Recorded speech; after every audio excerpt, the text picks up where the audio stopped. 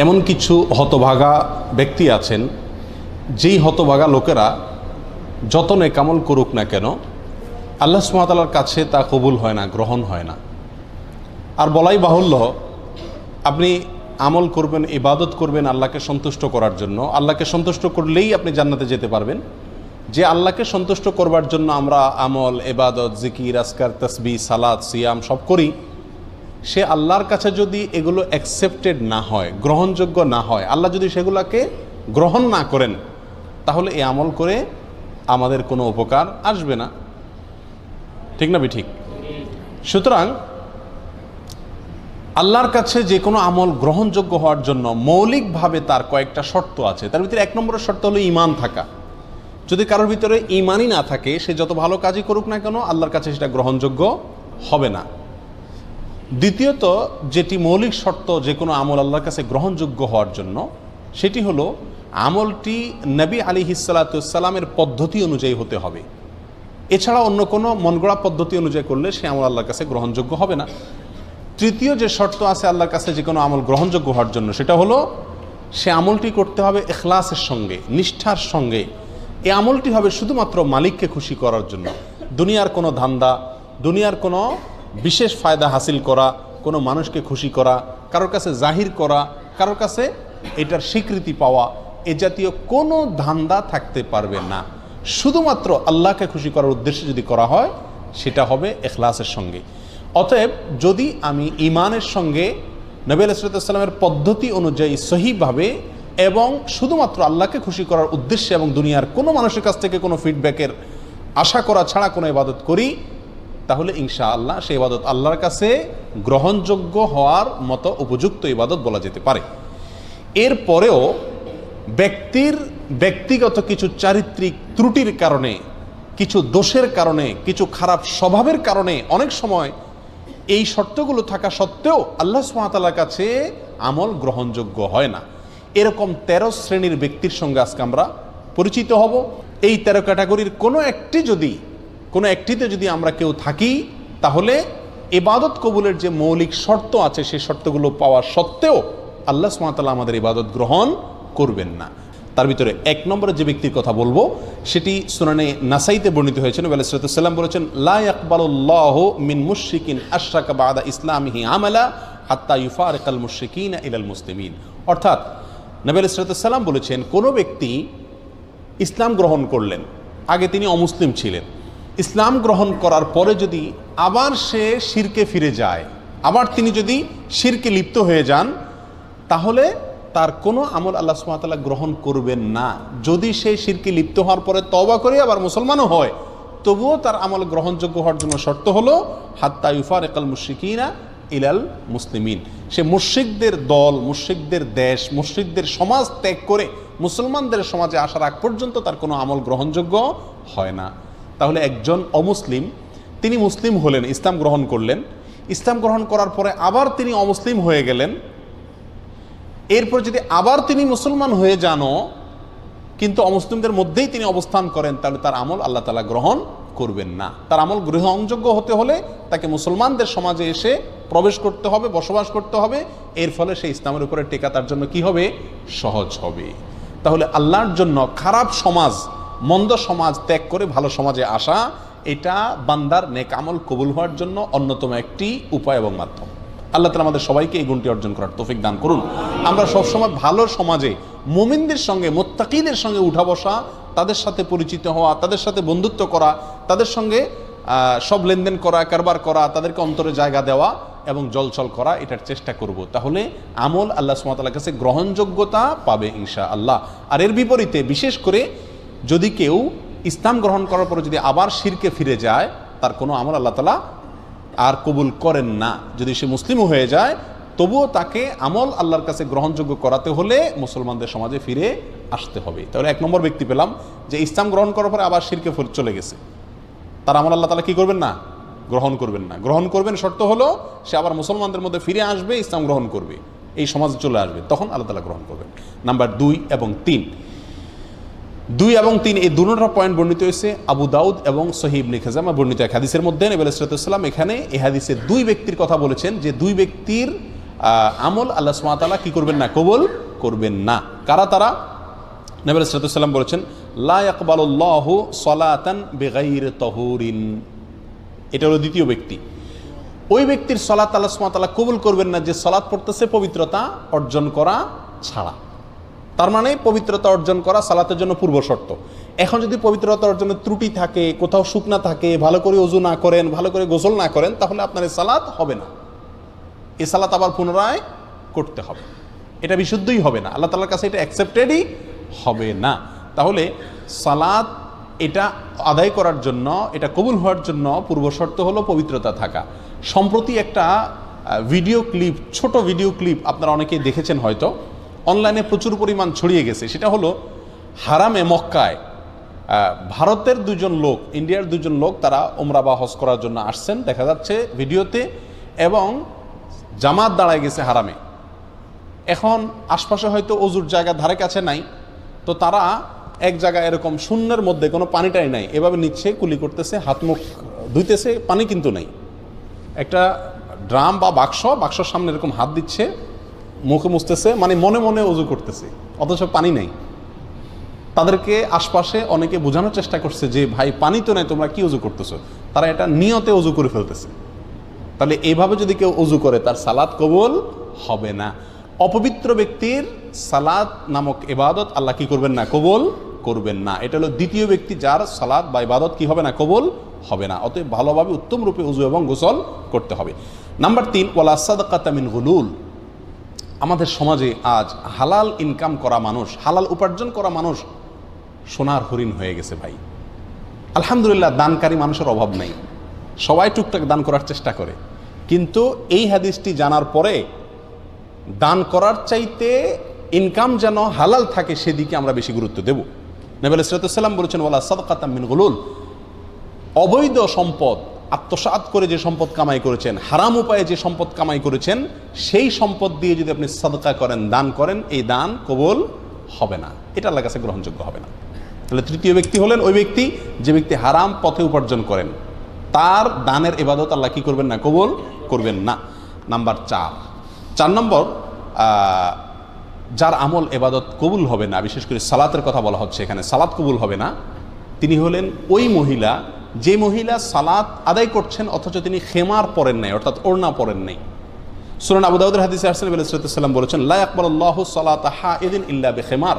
প্রাপ্ত বয়স্কা মহিলা তিনি যদি সালাত আদায় করেন তো তার সালাত আল্লাহ সুবহানাহু ওয়া তাআলা কি করবেন না? কবুল করবেন না, যদি তার মাথায় কি না থাকে? ওড়না না থাকে। অর্থাৎ যেভাবে সতর ঢেকে সালাত আদায় করা দরকার সেভাবে যদি সতর না ঢাকা হয় তাহলে তার সালাত হবে না। আমাদের সমাজে বেশিরভাগ মা বোনেরা না জেনে না বুঝে এমনভাবে সালাত আদায় করেন, এমন পোশাকে সালাত আদায় করেন যেই পোশাকে সালাত হয় না, এবং শত শত হাজার হাজার লক্ষ লক্ষ মা বোনরা এভাবে সালাত আদায় করেন বলে আমি জানি। আমাদের পুরুষদের দায়িত্ব তাদেরকে শিখিয়ে দেওয়া। মেয়েদের সালাত বিশুদ্ধ হওয়ার জন্য পূর্বশর্ত হলো সালাতের মধ্যে সতর ঢাকতে হয়। পুরুষরা পুরুষদের পরিমাণে, মহিলারা মহিলাদের সতর ঢাকতে হয়। মহিলাদের সালাতের মধ্যে সতর হলো তার মুখমণ্ডল ছাড়া, এবং অনেক ওলামা ইকরাম বলেছেন 2 হাতের কবজি ছাড়া এবং 2 পায়ের পাতা ছাড়া, কেউ কেউ পাতাকেও যোগ করেছেন। আর বাকি পুরো শরীর ঢাকতে হবে। মাথার চুল সেটাও দেখা যেতে পারবে না, খোলা থাকতে পারবে না। কাঁধ, বুক, পিঠ কোনো কিছু খোলা থাকতে পারবে না। হাতের বাজু, গোছা, বাজু, বাহু কোনো কিছু খোলা থাকতে পারবে না।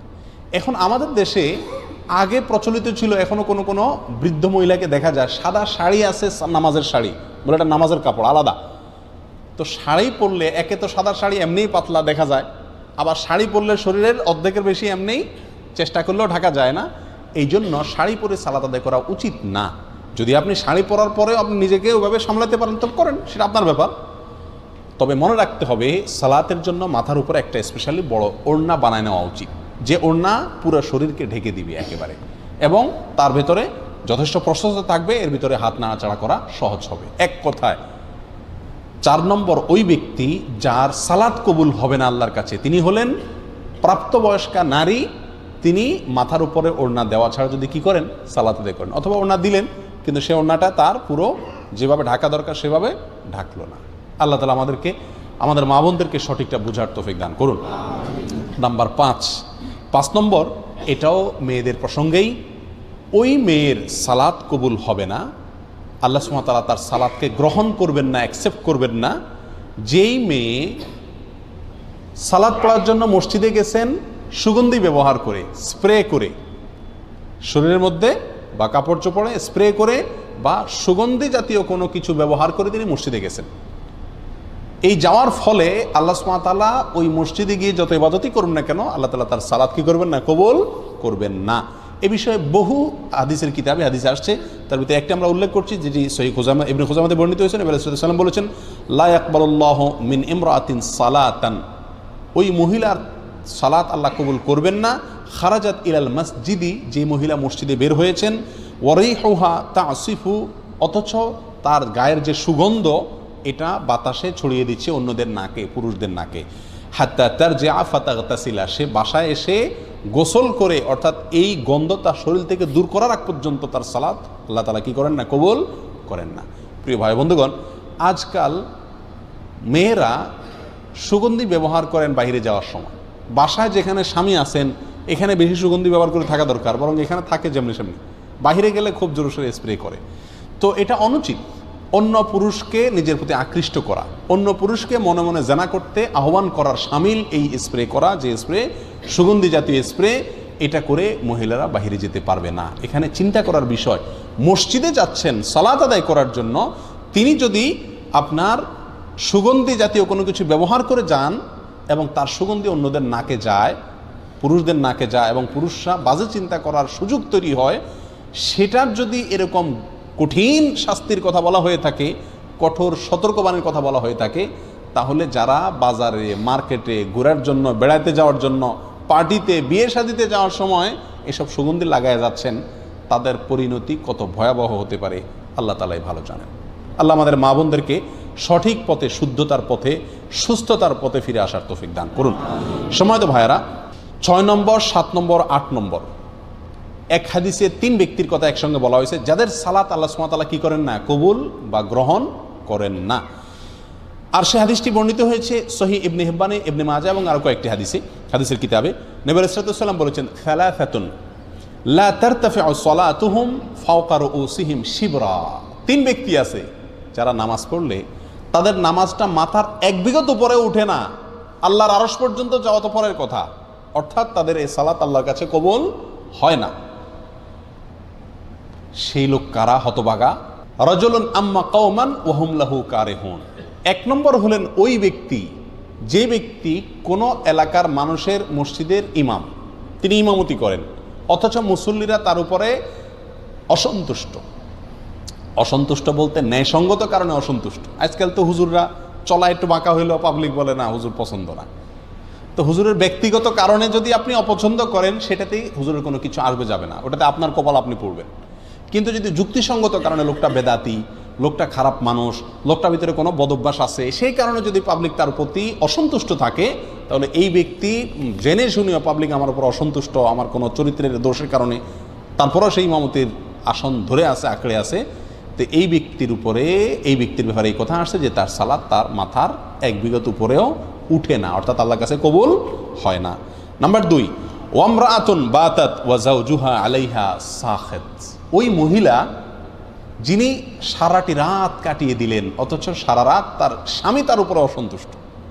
আমাদের মা বোনদের মধ্যে এই সমস্যাটা ঘরে ঘরে কম বেশ আছে। স্বামী স্ত্রী ঝগড়া লাগবেই, এটা চিরন্তন বিষয়। নবী আলাইহিস সালামের মতো মানুষ, তার সঙ্গে উম্মাহাতুল মুমিনিন রাদিয়াল্লাহু তাআলা আনহাদের সাথেও মনোমালিন্য তৈরি হয়েছে। নবী আলাইহিস সালাম রাগ করে মসজিদে যান নাই, বাসায় যান নাই, মসজিদে শুয়ে রয়েছেন, ওমর রাদিয়াল্লাহু তাআলা এসে মধ্যস্থতা করে মিলিয়ে দিয়েছেন। এই ঘটনা ঘটছে। উম্মাহাতুল মুমিনিন একদিকে, নবী আলাইহিস সালাম একদিকে, তাদের জীবনে যদি এটা হয় তাহলে বোঝা গেল স্বামী স্ত্রীর জীবনে ঝগড়া, কথা কাটাকাটি, ভুল বুঝাবুঝি এগুলো হবেই হবে, এর কোনো চারা নাই। পাতিল দুটো একসাথে থাকলে বাড়ি খাবেই। কিন্তু আমাদের বোনদেরকে খেয়াল করতে হবে, যেহেতু আমাকে আল্লাহর সন্তুষ্টি অর্জন করতে হবে, আমার ইবাদত আল্লাহর কাছে কবুল করাইতে হবে, অতএব রাগ করে আপনি থাকেন, কিছু সময় থাকেন, সমস্যা নাই। সারাটা রাত স্বামীর উপরে রাগ করে আপনি থাকিয়েন না, অন্তত রাতের কিছু অংশ গেলে রাগটা মিটানোর চেষ্টা করেন। যদি স্বামী অন্যায়ভাবে রাগ করে থাকে, গায়ের জোর রাগ করে, সেটা ভিন্ন কথা। যাই হোক, তাহলে দ্বিতীয় হলেন ওই স্ত্রী যিনি সারাটি রাত কাটিয়ে দিলেন অথচ তার স্বামী তার কারণে তার উপরে কি অসন্তুষ্ট। যদি স্বামী অন্যায়ভাবে অসন্তুষ্ট হয় এবং তাকে সন্তুষ্ট করার কোনো জায়গা না থাকে, গোয়ার টাইপের হয়, তাহলে ভিন্ন কথা।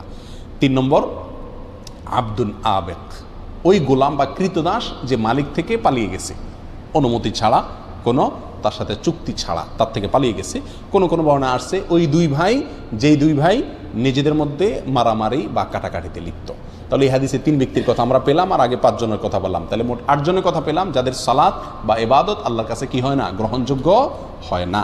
নাম্বার 9 নম্বর হলেন ওই ব্যক্তি যে ব্যক্তি মদিনার মতো শহর, আল্লাহ নবী আলাইহিস সালামের মুহাব্বতের শহর, তার স্মৃতি বহনকারী শহর, পৃথিবীর দ্বিতীয় সবচেয়ে গুরুত্বপূর্ণ এবং পবিত্র শহর, যে শহর কিয়ামতের আগে দাজ্জালের ফিতনা থেকে পর্যন্ত মুক্ত থাকবে, যে শহরের বহু ফজিলতের কথা হাদিসে বর্ণিত হয়েছে, সেই শহরে যে ব্যক্তি ফিতনা ফাসাদ করবে, সেই শহরে যে ব্যক্তি অশান্তি সৃষ্টি করার অপচেষ্টা চালাবে, এই ব্যক্তির কোনো আমল, নফল আমল, ফরজ আমল কিচ্ছু আল্লাহ তাআলা গ্রহণ করবেন না। আপনারা কেউ বলতে পারেন এটাও কেউ করে, মদিনাতে কেউ এই অশান্তি করে? গত বছর রমজানেই তো হয়েছে, বোমা হামলা হয়েছে, না জানে কি জানি ফুটছে মসজিদে হারামের আশেপাশে কোনো একটা গাড়ির পার্কিংয়ে, গত বছর রমজানের শেষের দিকে হয়েছিল। তো এটা হতে পারে কোনো আল্লাহর বান্দা, আল্লাহ তাকে হেদায়েত দান করুক, এই ভুল পথে পা বাড়াতে পারেন। তার জন্য সাবধান বাণী, তার কোনো আমল আল্লাহ তাআলা নফল ফরজ কিচ্ছু গ্রহণ হবে না যদি আল্লাহ নবী সাল্লাল্লাহু আলাইহি সাল্লামের মদিনার শহরে কি করে, কেউ অশান্তি সৃষ্টি করে। আমরা কেউ বলতে পারি যে আমরা তো এটা করবো না, তাহলে এই ওয়াজ আমাদের দরকার নাই। না ভাই, মদিনাতে আমাদের যাদের যাওয়া পড়ে, আমরা যাওয়ার সুযোগ হয়, মদিনার শহরটার প্রতি আলাদা কেয়ার করা আমাদের সবারই দায়িত্ব। আপনি একটা কলা খেয়ে মদিনার রাস্তায় ফেলে দিলেন, এটাও তো মদিনার শহরটাকে আপনি নষ্ট করলেন। অতএব আপনি এই হাদিসের মধ্যে সরাসরি না পড়েন, কিন্তু কাছাকাছি ক্যাটাগরির আমল তো করলেন। মদিনা শহরের ক্ষেত্রে আমাদেরকে সচেতন থাকতে হবে যে আমার কোনো আচরণ, কোনো কাজ দ্বারা যেন মদিনা শহরের কোনো ক্ষতি বা শহরবাসীর কোনো ক্ষতি না হয়। একই সঙ্গে মক্কার ব্যাপারেও, যেহেতু মক্কাও হারাম, পৃথিবীর সবচেয়ে পবিত্র শহর, সেটারও পবিত্রতা রক্ষার জন্য চেষ্টা করতে হবে। যাই হোক, মূল হাদিসটি আমরা চলে আসি। হাদিসটি সহিহ মুসলিম সহ বিভিন্ন হাদিসের কিতাবে আসে। নবী সাল্লাল্লাহু আলাইহি ওয়াসাল্লাম বলেছেন, আল মাদিনাতু হারামুন মা বাইনা আইর ইলা সাউর, মদিনা শহরটা সম্মানিত শহর। ফামান আহদাসা ফিহা হাদাসান, যে ব্যক্তি এই মদিনা শহরে কোনো দুর্ঘটনা ঘটাবে, আওয়া মুহদিসান, অথবা কোনো দুর্ঘটনাকারীকে আশ্রয় দিবে, ফাআলাইহি লানাতুল্লাহি ওয়াল মালাইকাতি ওয়ান নাসি আজমাইন, তার উপরে আল্লাহর লানত, ফেরেশতাদের লানত, সকল মানব জাতির লানত পড়ে তার উপরে। এবং লা ইয়াকবালুল্লাহু মিনহু ইয়াউমাল কিয়ামাতি আদলান ওয়ালা সারাফা, কিয়ামতের দিনে ব্যক্তি যত আমল করে নিয়ে যাক না কেন, আল্লাহর কাছে তার কোনো ফরজ নফল কোনো আমল কি হবে না, গ্রহণযোগ্য হবে না। তাহলে মদিনা শহর যে অশান্তি সৃষ্টি করে, তার জন্য এই পরিণাম যে তারও আমল, কোনো আমল আল্লাহ কি করবেন না, গ্রহণ করবেন না। এরপরে আসি 10, 11, 12, 3টা পয়েন্ট আসছে এক হাদিসে। আর হাদিসটি বর্ণিত হয়েছে সহিহুল জামের ভিতরে, তাবরানীদের ভিতরে আসছে। নবী সাল্লাল্লাহু আলাইহি ওয়াসাল্লাম বলেছিলেন, সালাসুন লা ইয়াকবালুল্লাহু লাহুম সারফান ওয়ালা আদলা, 3 হতভাগা ব্যক্তি আছেন যাদের কোনো ফরজ নফল কোনো আমল আল্লাহ সুবহানাহু ওয়া তাআলা, নফল বা ফরজ কোনো আমল আল্লাহ তাআলা গ্রহণ করবেন না। কারা তারা? নাম্বার 1, আকুন, মা বাবার অবাধ্য সন্তান, মা বাবাকে কষ্ট দেয়, মা বাবার ন্যায্য দাবিকে মানে না, মা বাবার ন্যায়সঙ্গত নির্দেশকে ফলো করে না। বড় কঠিন একটা জায়গা, মানতেই হবে আল্লাহ এবং তার রাসূল সাল্লাল্লাহু আলাইহি সাল্লামের পরে যার নির্দেশ মানতে আমি বাধ্য, কে সে? আমার জন্মদাতা বাবা এবং মা। যতক্ষণ সাধ্যে কুলায় মানতে হবে, শুনতে হবে। আজ আমাদের অবস্থা হয়ে গেছে যে আমরা ওই যে এর আগে একটা হাদিস আপনাদেরকে শুনেছিলাম, 15টি বদভ্যাস যখন কোনো জাতির ভিতরে আসবে, তখন আল্লাহর গজব সেখানে সে জাতির উপরে চলে আসবে।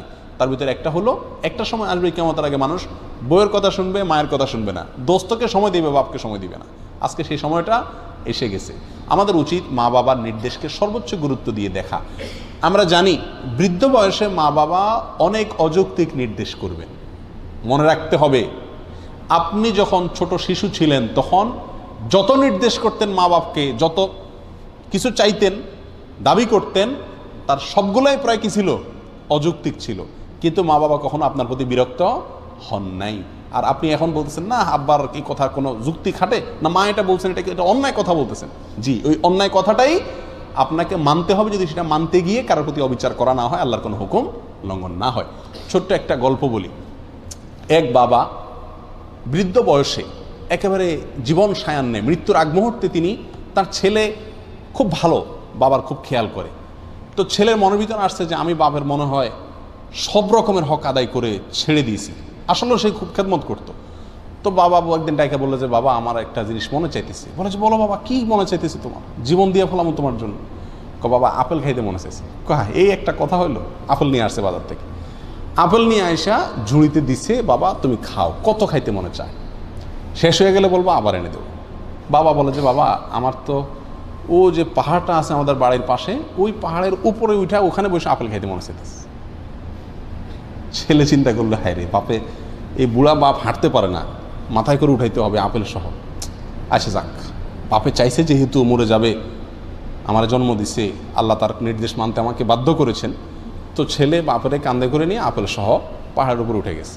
পাহাড়ের উপরে ওঠার পরে ওখানে যে বাপে বলে যে দাও আপেলগুলো দাও, তো ঝুড়ি দিছে আর বাপে একটা একটা করে নিচে ফেলে দিচ্ছে, ছুঁড়ে ছুঁড়ে নিচে ফেলে দিচ্ছে।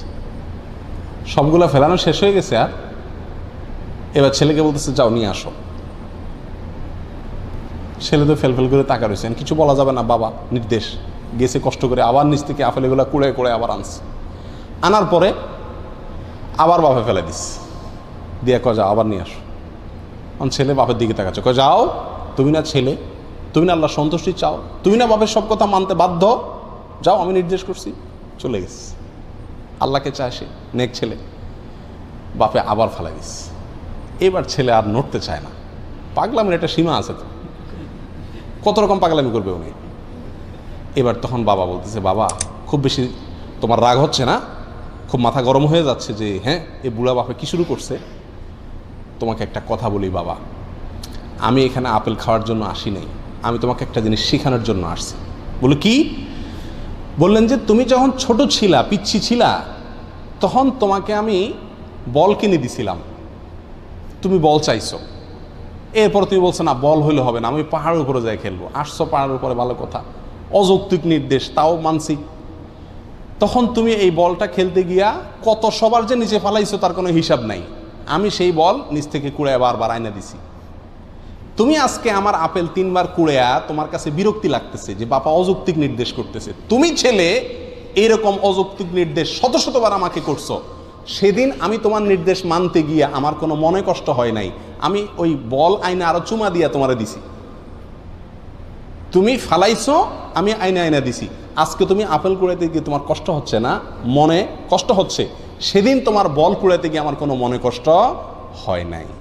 ছোটবেলায় পেশাব পায়খানা করি, সব নষ্ট করি আমরা, মা বাবা সেগুলো ছাপ করেন, ঘৃণ করেন না, ঘৃণা হয় না তাদের, মহব্বতের সাথে করে, আরো চুমা দেয়। আর বুড়া বয়সে মা বাবা যদি বিছানা পেশাব পায়খানা করেন তাহলে আমাদের ঘৃণা লাগে না? হয়তো করি, কিন্তু সে আন্তরিকতা মমতা থাকে না। এই জন্যই কোনো সন্তান সারা জীবন ধরে মা বাবার যত খেদমতি করুক না কেন, মা বাবার হক পরিপূর্ণভাবে আদায় করা এটা কঠিন একটি ব্যাপার। এই জন্য এই দিকটা খেয়াল রাখতে হবে। যদি কেউ মা বাবার নির্দেশকে লঙ্ঘন করে তাহলে এই ব্যক্তি কপাল পড়া ব্যক্তিদের ভিতরে সামিল হবে, 10 নম্বর ব্যক্তির ভিতরে সামিল হবে। তার কোনো ইবাদত, নফল ফরজ কোনো ইবাদত কবুল হবে না মা বাবার যদি কি হন, নাফরমান হন। আল্লাহ আমাদেরকে ইবাদত করুন। 11 নম্বর হলো মান্নান। মান্নানকে, মান্নান হলো ওই ব্যক্তি যে ব্যক্তি দান করে খোটা দেয়, দান করে খোটা দেয়। খুব জটিল একটা বিষয়। আজকাল আমরা দান করার পরে হ্যাঁ তোর এত খাওয়াইছি, এত পড়াইছি, এরপরে আবার আমার কথা শুনলি না, আমি যে পাতে খাইলি সে পাতে হাগলি, এরকম কথা বলি কি বলি না আমরা? আপনার সব শেষ, বরবাদ হয়ে গেল, আপনার আমল আল্লাহর কাছে কবুল হবে না। খোটা দেওয়া মানুষ করবেন আল্লাহর জন্য, ওই ব্যক্তির কাছ থেকে থ্যাংক ইউ আশা করবেন না, স্বীকৃতিও আশা করবেন না, আশা করবেন আল্লাহর কাছে। 11 নম্বর গেল। 12 নম্বর হলেন ওয়া মুকাযযিবুন বিল কাদার, যে তকদিরকে, ভাগ্যকে অস্বীকার করে, সেই ব্যক্তিরও কোনো আমল কবুল হবে না। 13 নম্বর সর্বশেষ পয়েন্ট, যেটি মুস্তাদরাক হাকামে আসছে, লা ইয়াকবালুল্লাহু সালাতা ইমামিন হাকামা বিগাইরি মা আনজালাল্লাহ। ওই শাসক, তার সালাত আল্লাহ সুবহানাহু ওয়া তাআলা কবুল করবেন না যেই শাসক আল্লাহ যা নাজিল করেছেন সেই বিধানের ব্যতিক্রম বা উল্টা ফয়সালা করে বা উল্টা বিধান অনুযায়ী সে বিচার করে, শাসন করে এবং ফয়সালা করে, তারও সালাত কবুল হবে না। এ হাদিসটি মুস্তাদরাকে হাকিমে আসছে। এ হাদিসটির বিশুদ্ধতা নিয়ে কেউ কেউ এটাকে জয়ীফ বলেছেন, কিন্তু কেউ কেউ এটাকে ইমাম হাকিম রাহিমাহুল্লাহ তিনি এটাকে সহি বলেছেন। তাহলে 13 ব্যক্তিকে আমরা পেয়ে গেলাম যাদের সালাত অথবা নেকামল আল্লাহর কাছে কি হয় না, গ্রহণযোগ্য হয় না। আল্লাহ তাআলা আমাদের সবাইকে এই 13 ক্যাটাগরি থেকে নিজেকে মুক্ত করার তৌফিক দান করুন। আমি আবারও এক নজরে বলে দিচ্ছি, মুশরিক যে অমুসলিম ছিল, ইসলামে আসছে, আইসা আবার যদি ইসলামে অমুসলিমদের মধ্যে ফিরে যায়, সে মুসলমানদের মধ্যে সমাজে ফিরে আসার আগ পর্যন্ত তার কি হয় না, কোনো আমল আল্লাহর কাছে কবুল হয় না। 1। 2 নম্বর হলো পবিত্রতা অর্জন করে না যে ব্যক্তি সঠিক উপায়ে, সেই ব্যক্তির সালাত কবুল হয় না। নাম্বার 3, যেই ব্যক্তি আত্মসাৎ করে অন্যায়ভাবে হারামভাবে টাকা কামাই করে দান করছে, তারও দান কবুল হবে না। নাম্বার 4, যে প্রাপ্তবয়স্কা মহিলা তিনি ভালো করে ওড়না মাথায় দিয়ে ছতর ঢেকে সালাত আদায় করেননি, তারও কি হবে না, সালাত কবুল হবে না। নাম্বার 5, যে মহিলা সুগন্ধি লাগায় মসজিদে গেছেন, বাহিরে গেলে তো আরও ভয়াবহ অবস্থা, সেই মহিলা ওই সুগন্ধি ধোয়ার আগ পর্যন্ত, গোসল করার আগ পর্যন্ত, দূর করার আগ পর্যন্ত তার সালাত আল্লাহর কাছে কি হবে না, কবুল হবে না। নাম্বার 6, ওই ইমাম যিনি মানুষের ইমামতি করলেন অথচ মুসল্লিরা তার উপরে ন্যায়সঙ্গত, যুক্তিসঙ্গত বা শরীয়তের দৃষ্টিতে কোনো কারণে অসন্তুষ্ট। নাম্বার 7, ওই মহিলা, ওই স্ত্রী যিনি সারাটা রাত কাটালেন অথচ স্বামী তার উপরে অসন্তুষ্ট, তিনি সন্তুষ্ট করার চেষ্টা করলেন না, অবশ্যই সেটা ন্যায়সঙ্গত উপায়ে এবং গোয়ার্তুমি করে নয়। নাম্বার 8, ওই কৃতদাস যে মালিকের অনুমতি ছাড়া ভেঙে গেছে, অথবা ওই দুই ভাই নিজেদের ভিতরে ঝগড়াঝাটিতে বা মারামারিতে কাটাকাটিতে লিপ্ত। নাম্বার 9, ওই কপাল পড়া যে নবী সাল্লাল্লাহু আলাইহি সাল্লামের শহর মদিনাতে অশান্তি সৃষ্টি করে অথবা অশান্তি সৃষ্টিকারীকে জায়গা দেয়, মদিনা শহরের পবিত্রতা নষ্ট করে। নাম্বার 10, ওই সন্তান যে মা বাবার অবাধ্য, নাফরমান, মা বাবার নির্দেশ অমান্যকারী। 11 নম্বর, ওই ব্যক্তি যে দান করে খোটা দেয়। 12 নম্বর, যে ব্যক্তি ভাগ্যকে বা তাকদীরকে অস্বীকার করে। আর 13 নম্বর, ওই শাসক যিনি আল্লাহর বিধান অনুযায়ী তার প্রজাদেরকে পরিচালনা করেন না। আল্লাহ তাআলা আমাদের সবাইকে এই 13 শ্রেণীর প্রত্যেকটা থেকে নিজেদেরকে মুক্ত করার তৌফিক দান করুন, এমনভাবে ইবাদত করার তৌফিক দান করুন যাতে আল্লাহর কাছে এটা গ্রহণযোগ্য হয়, কবুল হয়।